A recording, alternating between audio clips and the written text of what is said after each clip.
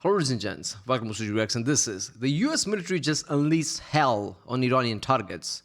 But on Max Afterburner. Yeah, recently I saw the news of that, like this was happening. Big strikes were getting conducted in Iran. And this was like a significant strikes, not like the recent times, which is like, all right, so what happened, like MOU called off or something? I'm pretty sure this is about answering the attacks on commercial ships. So maybe this might be reactionary strikes and MOU still under effect. I don't know. It's going to be interesting. Let's do this one.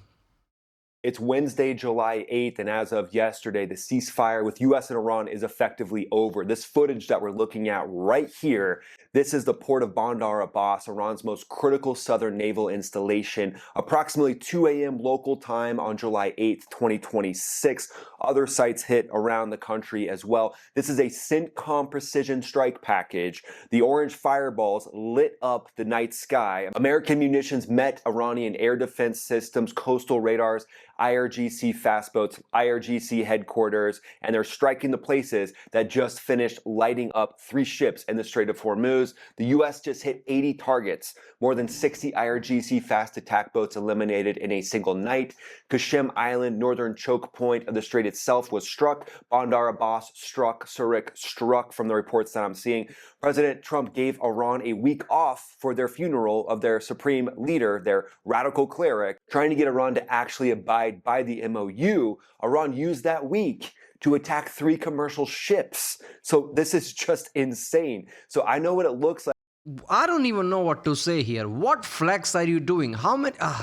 So you're going to attack 3 ships? You're going to turn your back against Vice President of United States, thinking you're doing anything?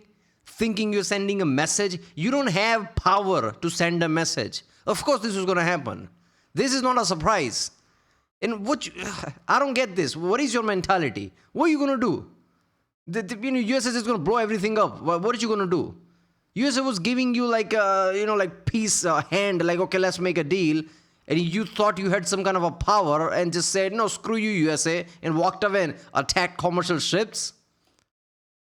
Like when an adversary makes a move like this on negotiations, fractures within the regime, the mafia bosses up at the top are basically unaware of how to get a deal done. They are wanting to extort an international waterway for all of time. That's their goal. Luckily, CENTCOM had also built some obituaries for their fast attack boats and radar sites. Now let's pop to X and let's look at what the president said, and then I want to look at some target imagery as well, and then we'll pop into a full sequence of how these strikes went down. So check this out. Breaking. President Trump declares U.S.-Iran ceasefire agreement is effectively over following a violent new round of overnight military. So MOU is done. This is not one of those types like, yeah, we're just doing reactionary strikes. No, this is done. Strikes. So let's have a listen to what he said. Is the ceasefire over? Is the ceasefire done? Is the MOU dead? It's a very interesting question. To me, I think it's over. Wow. I don't want to deal with them anymore. They're scum. You know what scum is? They're scum. They're sick people. They're led by sick people. Wow. And they're vicious, violent people. True. And if they had a nuclear weapon, they'd use it. As far as I'm concerned, it's over. I'll speak to our negotiators. They want to negotiate. They're good people. Steve Woodcoff, Jared Kushner. But they have to come back to me. As far as I'm concerned, it's just a waste of time dealing with them. They're liars. True. We make a deal. And if I make a deal with him, we have a deal. And he goes out, he talks. We make a deal. Everyone's agreed. No nuclear weapon. We make a deal. They go outside, talk to the press. They say, we never even talked about it. There's something wrong. They're mafia bosses for sure. With them. They're cuckoo. Yeah. As far as I'm concerned, it's over. Wow. And then check this out. See, there are people who would say that Trump is just saying things and they never made a deal. But to me, what makes sense is Trump did make a deal, and it's Iran's incentive to lie and say we never made a deal and Trump is just BSing. Because Iran can't attack America because they just can't. They are not capable of doing that. Other attack is reputational attack. Other attack is like, yeah, US has just lost it and Trump just lies. So a lot of I get comments in my channel. I don't even get that much views, few thousand here and there. And I get overwhelming comments a lot of times from other countries Not country, not inside from Iran, not even from USA, sometimes from USA, very left wing. But a lot of countries like, yeah, Trump just lies, and just because they watch some shit like this. So propaganda works. That's what it is. And there is an incentive for IRGC to lie that we never made a deal, even though they did. This is U.S. Central Command, so Tampa, Florida. U.S. Central Command forces completed a new round of offensive strikes in Iran July 7th, hitting over 80 targets with precision munitions as an immediate response to Iran's latest attacks on commercial vessels transiting the Strait of Hormuz. U.S. forces struck Iranian air defense systems, command and control networks, coastal radar sites, anti-ship missile capabilities, and more than 60 Islamic Revolutionary Guard Corps small boats in and near the strait to degrade Iran's ability to continue attacking international commerce flowing through the international trade corridor. I wouldn't be surprised if more of these small boats are struck. Iran recently attacked 3 commercial vessels transiting the strait, including the Marshall Island-flagged MT AI Rayat, Saudi Arabia-flagged MT Waidan, and Liberian-flagged MT Cyprus Prosperity. The unwarranted aggression by Iranian forces is a clear and dangerous violation of the ceasefire and undermines freedom of navigation. CENTCOM forces remain postured and prepared to hold Iran accountable when the agreement is not adhered to or obeyed. Here, let's have a look at these recent strikes. Here we go. Okay, these are on the coast, it looks like, coastal radar sites, IRGC headquarters. These look like bigger weapons. These look to me like... You don't even see the missiles in the infrared, and it just blows up. How fast the missiles are, man. Why can't you see, like, that's insane? But you just see explosions. At least 500-pound bombs, maybe even 2,000-pound bombs. This one... Oh, now you saw it. That looks like a 500-pounder going in. Could also be a Tomahawk. Could be some sort of... I didn't feel like a Tomahawk, probably JDAMs, right? Of Hellfire, but it looks a little bigger than a Hellfire explosion to me. Islamic Republic is a terror... Hellfire would lit up on the infrared because it's a proper missile. It's not a cruise missile, right? I mean, it would like afterburner and everything. Or not after, whatever, like rocket behind it and everything. It would lit up. It was very dark in the infrared. So it was some kind of a cruise missile. Probably JDAMs. First regime that occupies Iran. I think this is something important to think about. So the actual regime that's in power doesn't really represent the people of Iran. They're extremist Shia clerics that have taken power there.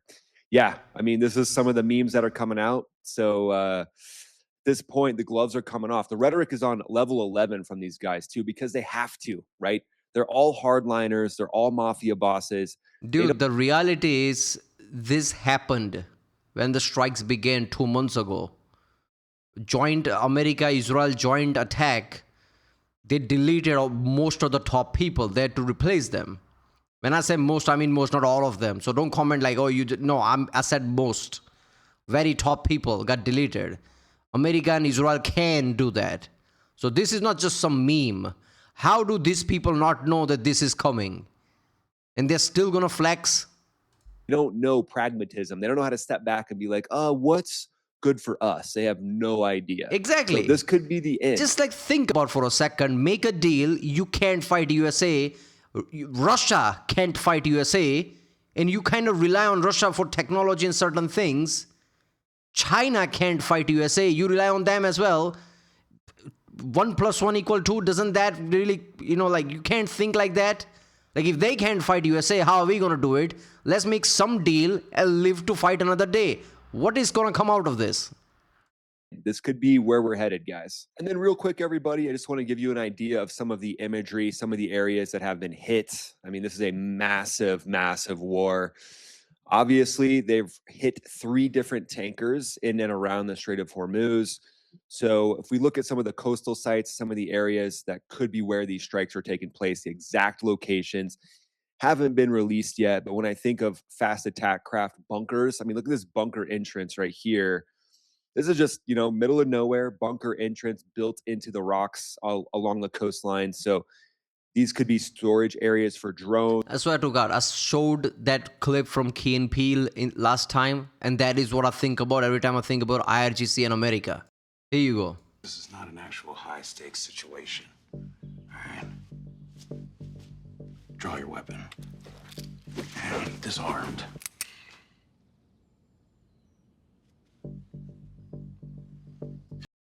See what happens. Ow! Okay, I made a mistake coming here. Wing me in the other shoulder. I'd rather not. I insist. Gotcha! Go! Got it. You caught the bullet. So you're telling me that the bullet is in between your hands Stopped it. right now? That's what I'm telling you.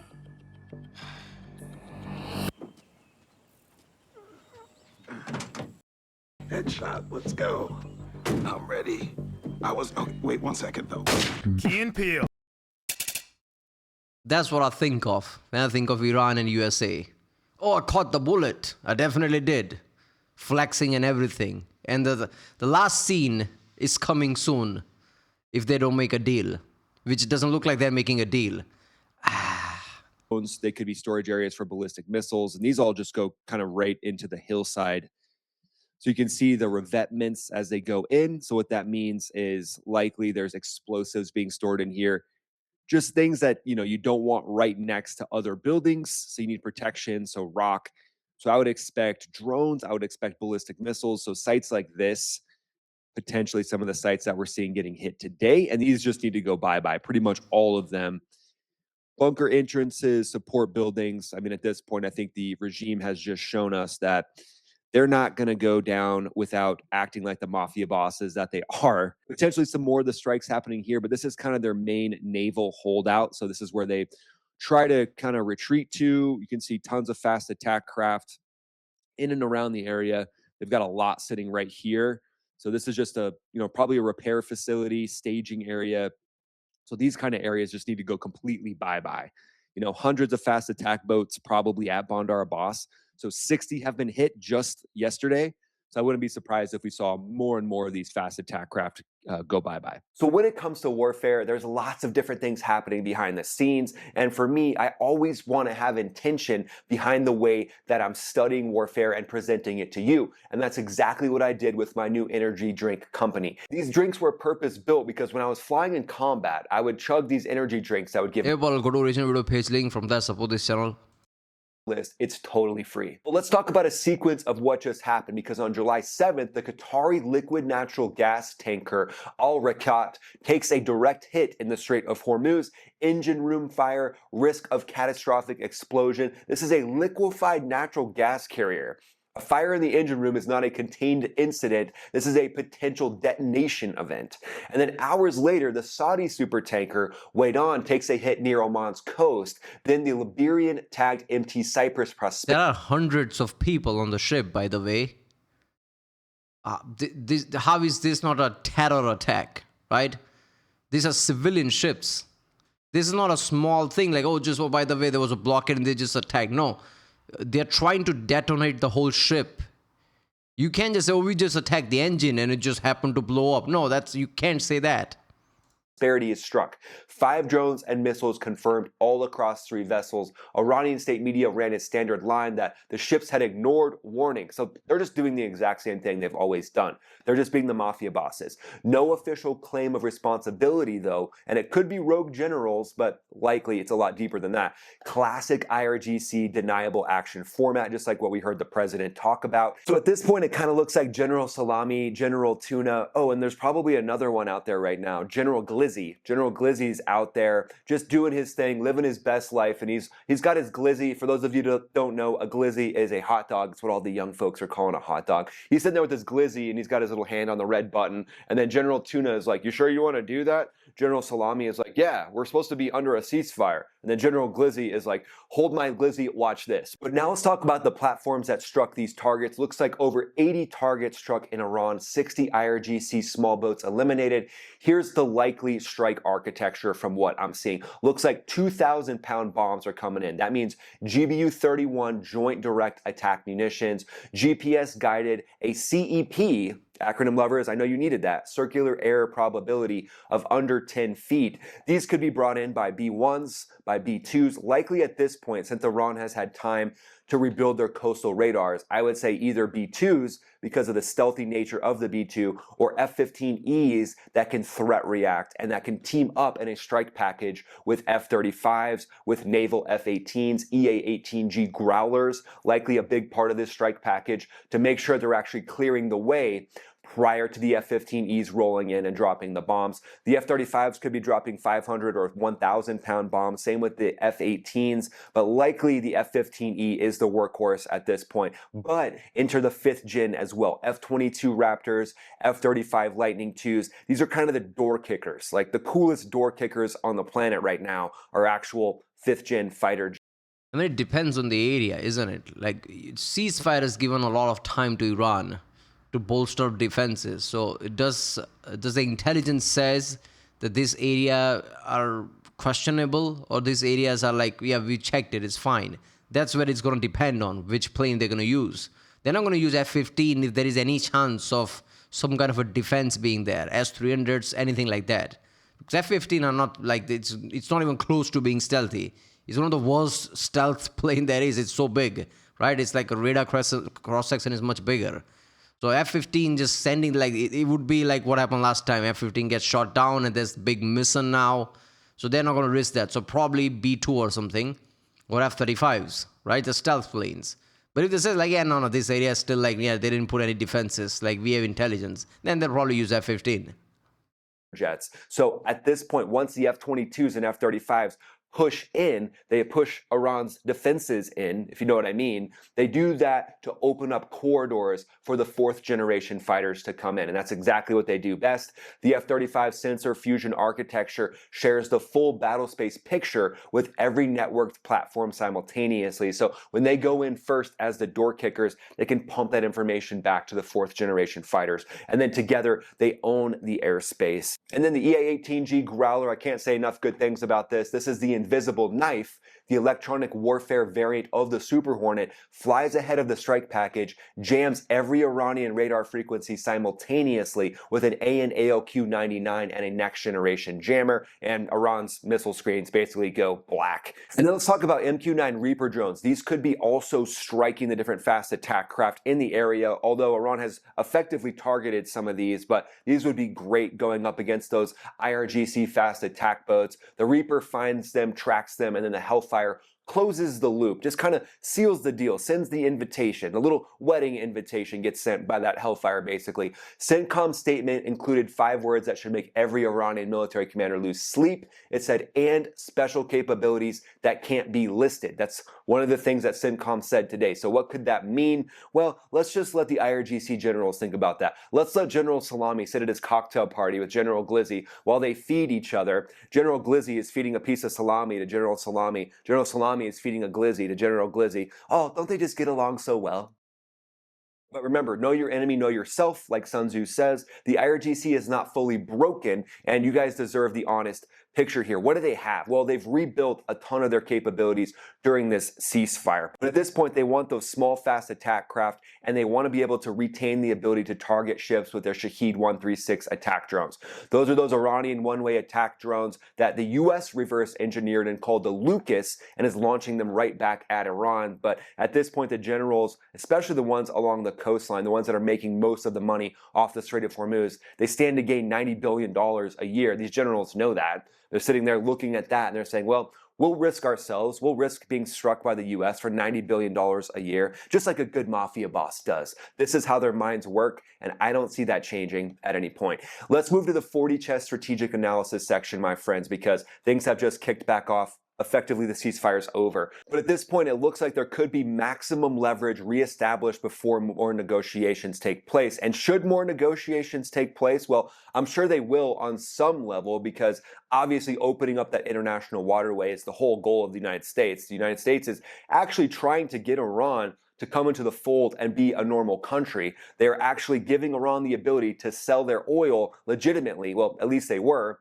That has been revoked because of the violation of the ceasefire, obviously. So what happens next 48 hours? If Iran escalates, more ships attack, more bases struck, ballistic missiles, Trump's waste of time basically shows that the air campaign could fully kick back off into deeper target sets, potentially even leadership. If Iran goes quiet, This time, you better have bigger answer, right? Because if you do the same thing, Iran does the same thing, it doesn't help anyone. More and more Iran gets destroyed, more and more industry gets destroyed, the conflict stays on, USS munitions starts to get starts to get used up, global economy stops. It doesn't help anyone, including Iran. You need to show Iran like this shit has gone too much. Now the real thing begins. Either make a deal or you're done. So some result comes out of it. If you do the same thing you did before, that doesn't help anyone. So this time, there needs, USA better use some proper target attacks, because USA knows where these attacks are, where to do these attacks, where the targets are, what I meant, because USA has all information like satellites and everything, best intelligence on the planet. They know where to attack. They know what to do. They've been reserving, so, it helps with the deal. If you destroy a lot of things, they probably might not make a deal. But now it's clear that they're not going to make deal anyway. So I think they're going to go with a lot of destruction this time. Maybe that will make them think we should make a deal. And Gulf mediators find a back channel, then yeah, maybe there'll be some more negotiation done. But it looks to me like these generals, General Tuna in the Strait of Hormuz has convinced Salami and Glizzy that they're going to collect the toll for the Strait of Hormuz. And there's really no going back. I mean, once they've decided that, they're going down with the ship, from what I can see. So it does look like... I'm talking about military targets, by the way. Don't comment down. You're arguing about attacking Iran. I'm talking about military targets, not civilian, obviously. That should be obvious. But yes, sometimes people don't understand that. People, right? So military targets. There are way too many military targets the USA hasn't touched, because USA knows that didn't want to touch, because for the deal. But now the deal is not happening, so this time it needs to be overwhelming attack. So Iran does make a deal. It becomes clear to IRGC, we have to make a deal, otherwise no military thing will be left. From their funeral, they're using that as an excuse to lash out. Oh, we're angry, we're sad that our radical cleric was eliminated, even though he said death to America, death to Israel his entire life. We're not sure why he got eliminated. We don't really know. Well, the whole goal there is for them to use that. Just days ago too, right? During the funeral, death to America, death to Israel, or something like that. Even in the funeral, they were like, do you really surprised that Trump did this? Trump said, screw the ceasefire, I'm going to attack, after they said that. That was one of the reasons that triggered Trump in the first place. Them chanting death to America. You can't be in the middle of a negotiation and you talk about who you're negotiating with, death to America or something. That's insane. As leverage to attack the US. Basically, the anger they have over losing their supreme leader is really just them trying to show to each other how mad they are. I'm so mad about that I'm going to launch a Shaheed 136. And then possibly the leadership in Tehran is like, oh yes, General Tuna, you are so magnanimous. You stood up for our supreme leader so well. And he's like, yes, I couldn't help it. I just love our supreme leader so much. And they're like, what about the billions of dollars you're trying to get into your bank account? And he's like, oh yeah, I'm just using that for a GoFundMe campaign for the supreme leader's family. I'm not going to keep that $1 billion. Of course not. So as you can see, they're using this to justify strikes on commercial ships, and they're using it as an excuse to continue to extort the international waterway. So the gloves have come off. Oh, look, some guy in the distance killed our supreme leader, so I'm going to slap the guy who's standing next to me. How are you sending any message? Attacking commercial ships sends the message. Is that how you showing your retaliation? That's how you show retaliation. You can't touch America, so you can't just slap the next guy. Any ship passes through will destroy it. So that's our anger. That's our retaliation. That's not retaliation. You're just pissing everybody off. You want to attack America? Go ahead.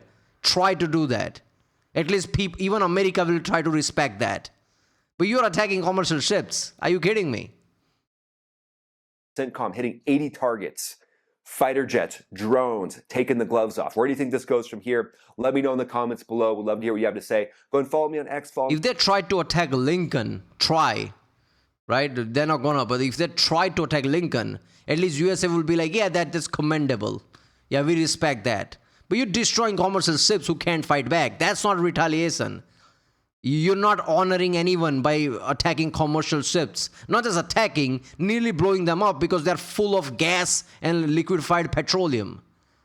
One spark can lit up an entire ship. Hundreds of people, hundreds of civilians on board. Not from America, not from Iran, some other country. How is that not a terror attack? Are you kidding me? You can't just justify something. All right, USA did something to our supreme leader, so we're going to blow something up from some other country. How does that make sense? This is where people get pissed off, right? If you try to attack Lincoln, at least people would be like, yeah, at least you tried to do that. USA attacked you, so you try to attack USA, at least that's commendable. You can't do it, obviously, but at least you tried. Not attacking civilian ships. If anything, all this Saudi Arabia and all these people will now just constantly call Trump. Trump will get more pissed off and attack more on Iran. How does that help? Right, there you go. I guess this is back on properly now. Ceasefire is over. None of those like, yeah, ceasefire is still on. We just did reactionary strikes. No, this is over. We'll see what happens next, I guess. It's going to amplify. I'm going to guess. I don't know. All right, I'll see you next time.